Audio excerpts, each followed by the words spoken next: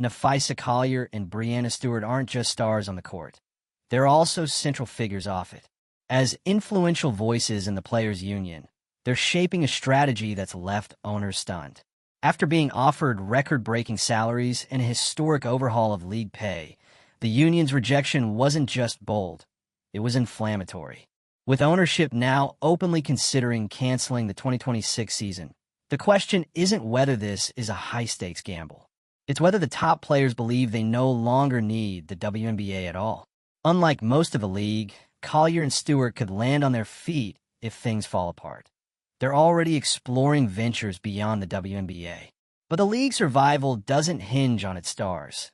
It hinges on the visibility, structure, and momentum that only a full season provides.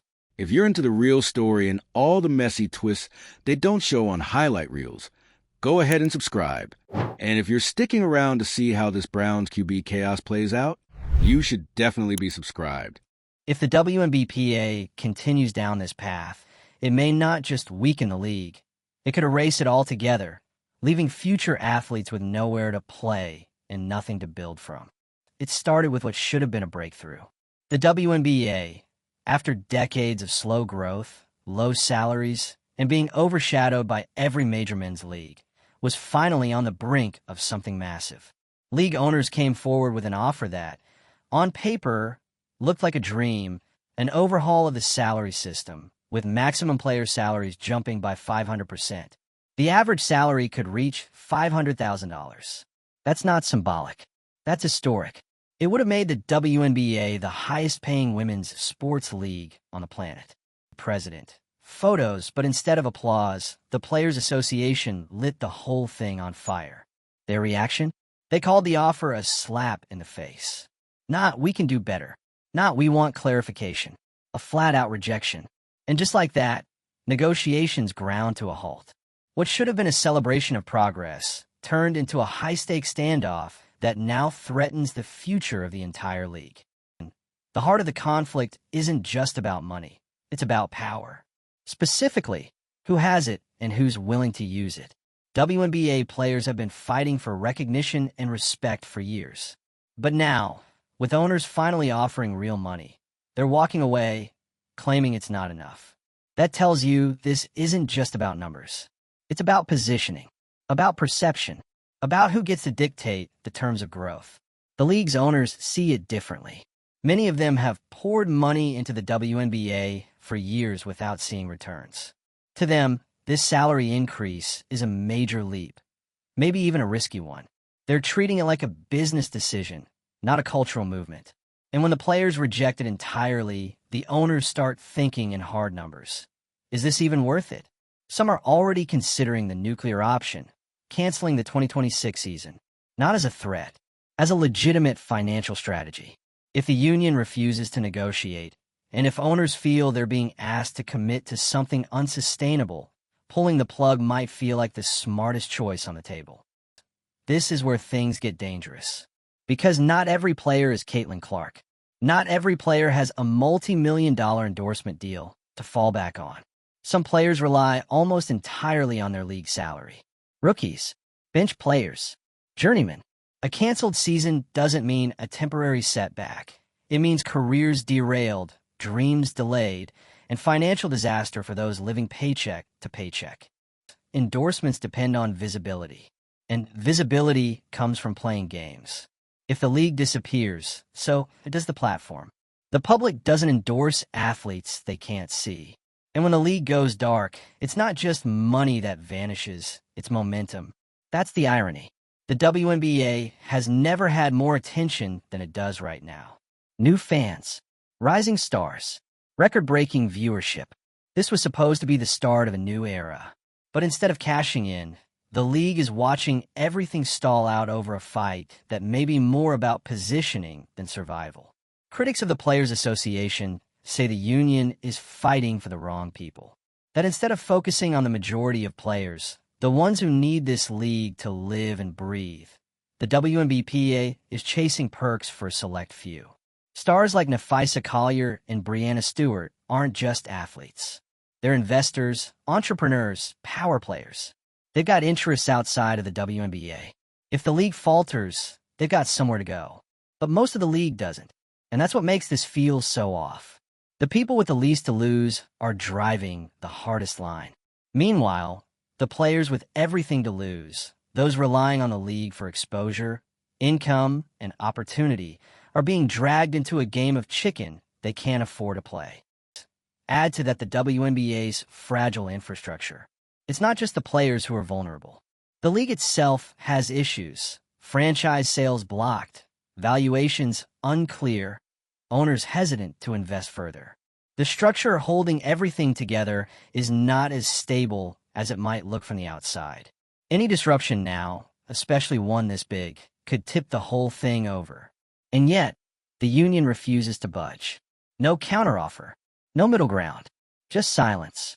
That silence is echoing across every level of the sport. Sponsors don't like uncertainty. Broadcasters don't build schedules around leagues in limbo.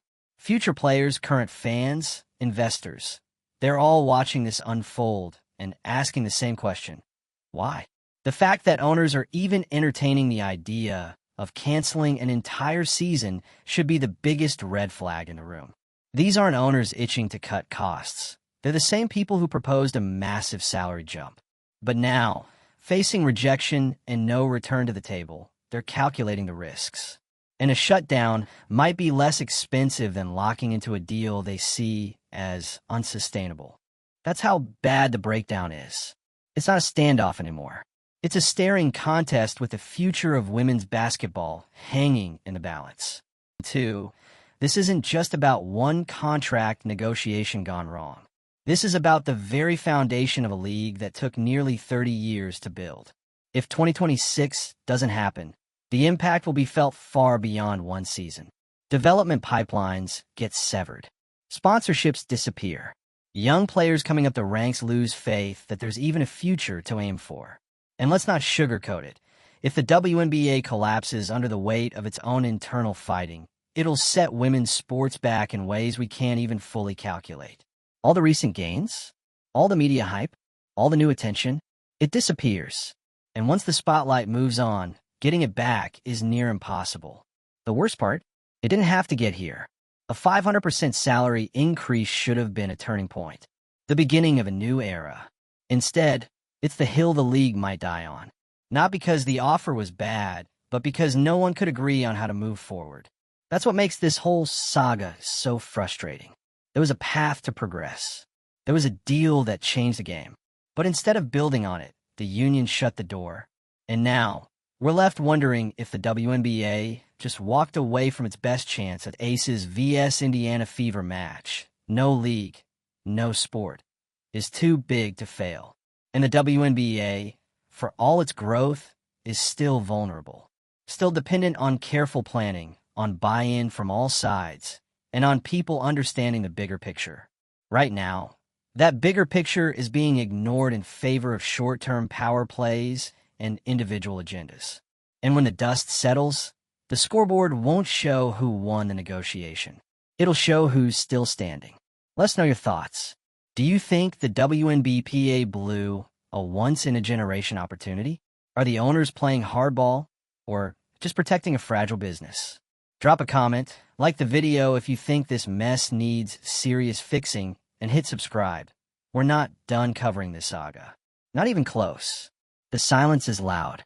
Too loud. And in that silence, the future of the WNBA hangs like a loose thread, one sharp tug away from unraveling everything that's been built over the last 3 decades. Let's be clear. The league was this close to rewriting the narrative. For once, the headline wasn't about financial struggle or being in the NBA shadow. It was about a massive offer, one that would have skyrocketed the WNBA into historic territory. A 500% jump in the max salary, average pay reaching $500,000 a year. A moment that could have finally silenced the critics who said women's sports don't pay. The kind of leap that signals real change. And yet, instead of celebrating, the players' union turned it down flat. No fanfare, no compromise, just a harsh statement calling the deal a slap in the face. Not because it wasn't progress, but because it wasn't enough. And that response didn't just sting, it shocked. You had fans confused, commentators stunned, owners, many of whom have operated at a loss for years, completely blindsided. They thought they were making history. Instead, they were met with rejection that instantly chilled the room. Talk stalled. And suddenly, the 2026 season isn't a guarantee anymore. It's a maybe. That's not just a plot twist. That's a crisis. The owner's position? It's cold, calculated, and brutally straightforward. We've offered more than ever before. If that's not good enough, we're not going to chase you. We'll wait. And if waiting means canceling a season, so be it. Because here's the uncomfortable truth. The owners can afford to walk away. They have other businesses, other investments. For some of them, the WNBA has been a passion project, important, yes, but not essential. And now, faced with what they see as unrealistic demands, they're doing the math. And the math says this: it might cost less to pause everything than to move forward under pressure. That puts the players in an impossible position, especially the ones without endorsement deals or business ventures, especially the ones whose entire livelihood depends on game checks and league play. While top players like Caitlin Clark are financially protected, thanks to million-dollar sponsorships, the vast majority of the league doesn't have that safety net. They need the league to exist. They need it to play. And without it, they lose everything. Not just income, but exposure, visibility, the chance to grow, to build a following, to get noticed. That all disappears if the 2026 season gets wiped off the calendar. And right now, that possibility is no longer just theoretical. It's real, tangible. The owners aren't making empty threats. They're preparing for it, quietly, strategically, because after years of financial loss, they've decided there's no room for sentimentality anymore. This is a business now, and if the numbers don't add up, they'll cut the cord. So where does that leave the league? In limbo. And let's not forget how fragile the WNBA already is behind the scenes. There are blocked franchise sales, stalled valuations, owners who want out, and investors who are hesitant to buy in. All of that adds up to a structure that's already under pressure. Add a labor war to the mix, the foundation cracks. What makes this so tragic is how avoidable it all seemed. The proposed deal would have made headlines across every major sports outlet. The league would have become a global example of women's sports reaching new heights. That kind of media momentum, you can't buy it. And they had it right there on the table. But now it's gone, or at least on life support. Critics are starting to ask the uncomfortable questions. Is the union prioritizing long-term growth, or just short-term perks for a few elite players? Is this really about fairness, or is it about leverage?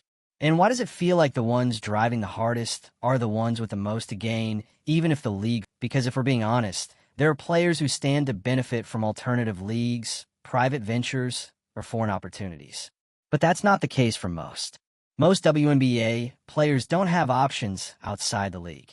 They don't have a backup plan. And if the league dies, so does their future in basketball. That's why this fight is so lopsided. The owners hold all the leverage. They have time, they have money, and they have less to lose. The players? They're gambling everything. And yet, from the outside, it looks like the union is betting on a bluff that may never come. If the 2026 season is canceled, the fallout will be brutal. Sponsors will pull back. Media deals will unravel. Viewership will crash. And worst of all, the league's forward momentum that took years to build, will stop dead in its tracks. You don't just bounce back from that. Ask any league that's been through a lockout or a shutdown. The recovery isn't immediate. Fans move on. Media loses interest. And new talent? They start looking elsewhere. The WNBA has been slowly climbing toward relevance. One canceled season could send it tumbling all the way back down. And that loss won't just hit players and owners. It'll hit the entire women's sports landscape. Because like it or not, the WNBA is a flagship. It's one of the most visible professional women's leagues in the world. When it succeeds, it opens doors. When it struggles, everything tightens. So if it collapses, the impact will ripple far beyond basketball. Fewer young girls dreaming of pro careers. Less incentive for sponsors to back women's leagues. fewer televised games, fewer stories told. All of that is on the line. President. Photos, and still, there's no movement. No second look at the deal. No talks being scheduled. Just two sides staring at each other across an empty table, each convinced they're right, each waiting for the other to blink. But the longer this goes on, the more obvious it becomes. There won't be a winner. There'll only be survivors. At some point, the question has to shift.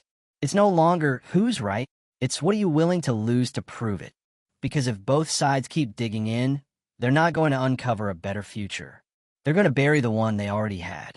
The WNBA is standing on a ledge right now. And below it, years of progress, years of sacrifice, a whole generation of players who fought for visibility, for opportunity, for equity. All of that could vanish. Not because the league failed, but because pride got in the way of compromise. And that's the real tragedy. This didn't have to be the story. 2. This could have been the chapter where women's basketball entered a new financial era, where the WNBA proved it could grow, pay its stars, and still survive, where the next generation saw a path that didn't just exist, but thrived. Instead, we're talking about shutdowns. We're talking about collapse, about missed opportunities and avoidable fallout. So the question now is simple.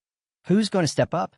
Because someone has to, before this becomes more than a cautionary tale, before the league becomes just another what if. Let's stop pretending this is just a tough negotiation. This isn't a wait it out, they'll figure it out kind of moment. What we're looking at is a full-scale identity crisis. The WNBA is at a crossroads, and there's no guarantee it survives what's coming next. Because at the center of this mess isn't just money. It's something way more fragile, belief. Belief that the league is sustainable. Belief that both sides, players and owners, actually want the same thing. Belief that progress is possible without tearing everything down. That belief, it's slipping. President. Photos, the players, through the WNBA, say they want fairness, respect, recognition. They say this deal, the 500% raise, the $500,000 averages, isn't enough. That despite being the biggest offer in league history, it still doesn't reflect what they're worth. That the league's growth, visibility, and fan momentum should translate to even more. But let's be brutally honest. More doesn't exist in a vacuum. It has to come from somewhere. From revenue. From profit. From sustainable investment.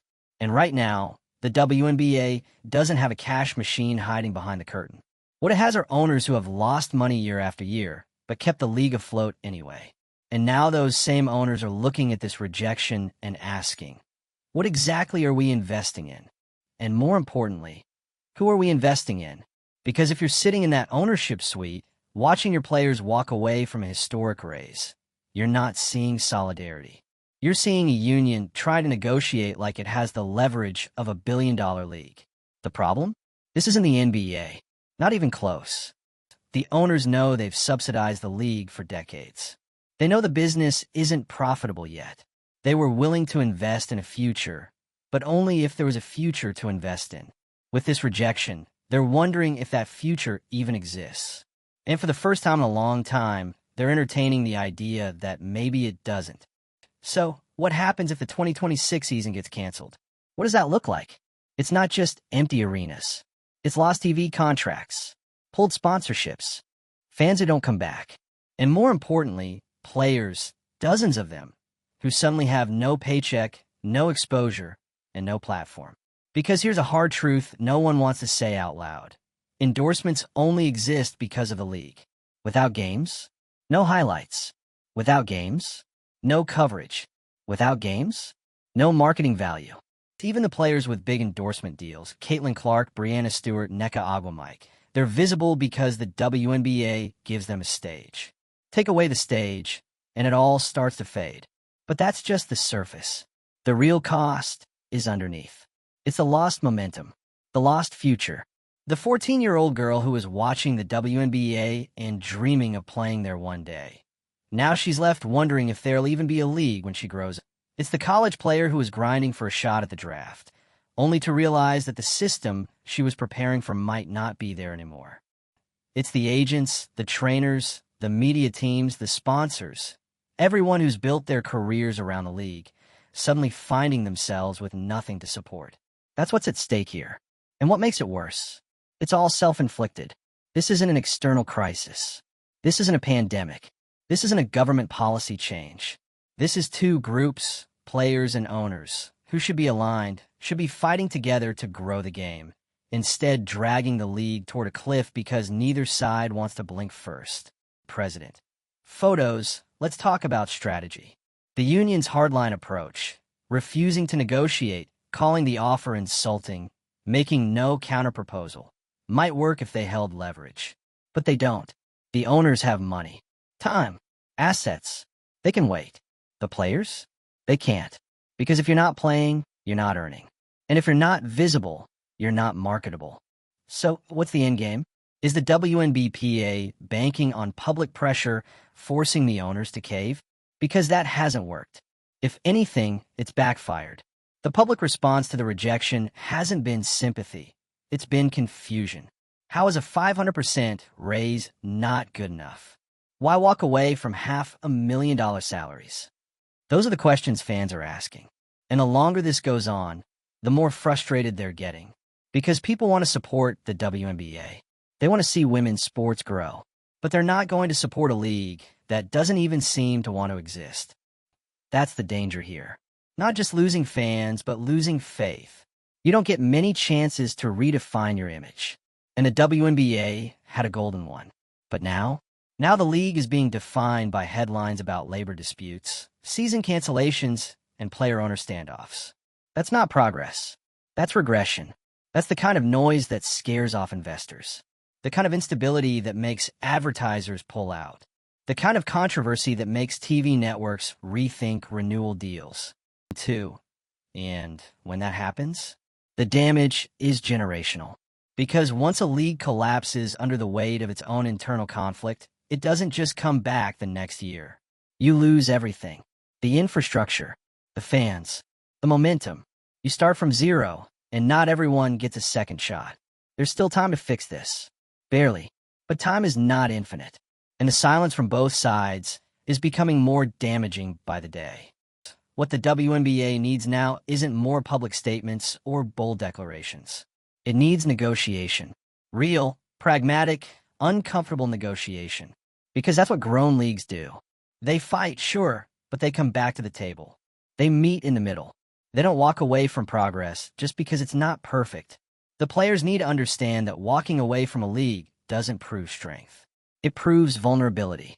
And the owners need to realize that shutting down the season isn't just a cost-saving measure. It's a funeral. Because if the 2026 season doesn't happen, it may not be the only one lost. It could trigger the end of the league's current version entirely. A complete collapse of everything that's been built, brick by brick, for nearly 30 years. And when people look back, they won't just blame one side. They'll blame both. They'll say the players got greedy, that the owners got cold, that no one had the foresight to protect what mattered most, the league itself. Let us know what you think.